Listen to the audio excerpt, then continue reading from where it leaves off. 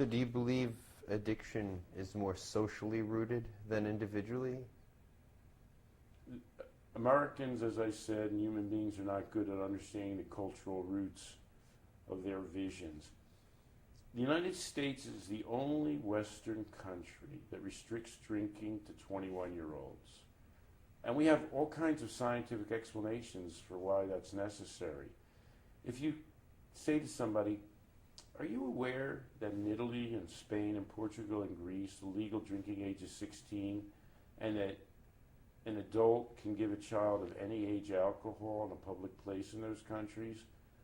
They sort of gasp a little bit. What they really believe is that these people are creating diseases. And then if you explain to them, all of those countries have lower teen binge drinking rates than other European countries in the United States, they're flummoxed because they can't get their mind around the fact that the very image and pattern of drinking that we convey to young people is in fact at the root of the problem rather than preventing the problem. Now, in relating to binge drinking, my personal research has shown me that binge drinking can be a lot of fun. Have you found the same thing? You don't have to answer that. I just wanted to get a Stephen Colbert question in there. Well, let me put it to you this way. The United States already has a law against people drinking under the age of 21. Despite that, Congress passed a whole other, and the Senate passed a whole other law to eliminate underage drinking. It was passed unanimously.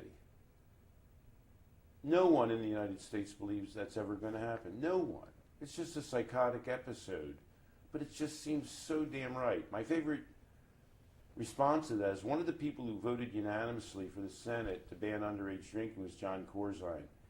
He happens to be the governor of my state, but he was a senator at the time. When he was running for governor, he was interviewed by Gabe Pressman on NBC, and Corzine said, so when we have a drinking age of 18 years old, and Gabe Pressman said, Governor, the drinking age is 21. Corzine argued with him and said, no, the drinking age is 18. He has 3 children, and I'm assuming that like a civilized, sensible human being, he allowed them to drink alcohol before the age of 21. So here, one of those people campaigning religiously against underage drinking didn't even know what underage drinking was. It was almost as though he said, are you kidding me? You mean we're crazy enough to believe that restricting drinking to 21-year-olds, A, is possible, and B, is helpful or makes sense? What kind of crazy madmen came up with this idea? And the answer happens to be that Corzine, a rational, economically motivated guy, is one of those nuts. And what do you see as a result of all of these factors conspiring together to be the future of addiction and addiction treatment in the United States? Well, I have a website, Peele.net, and I write a blog, and I wrote 5 things history cannot change. And the 5th of those things is America is an addiction and a drug culture. And the irony is at the same time that we're claiming that we want a drug and alcohol-free society or youthful society, we actually give more and more drugs to young people. The fastest growing drugs of abuse in the United States are pharmaceuticals. Even the kooky drug czar, John Walters, has enough sense to say, the drug dealer is us, which has a lot more fundamental ramifications than he could possibly have enough imagination to realize. I mean, he is a Republican. We're training people to be dependent on a lot of things and to be addicted to drugs in particular. The question that I ask counselors and addiction experts whenever I begin to speak is, Do you believe addiction will increase, decrease, or remain the same over the next 10 to 20 years? Invariably, 90% of the people say they think addiction will increase.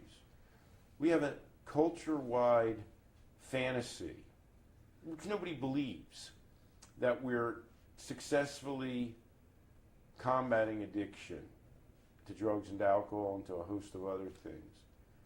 And yet everybody suspects, fears, and secretly believes that we're creating a more and more addicted society.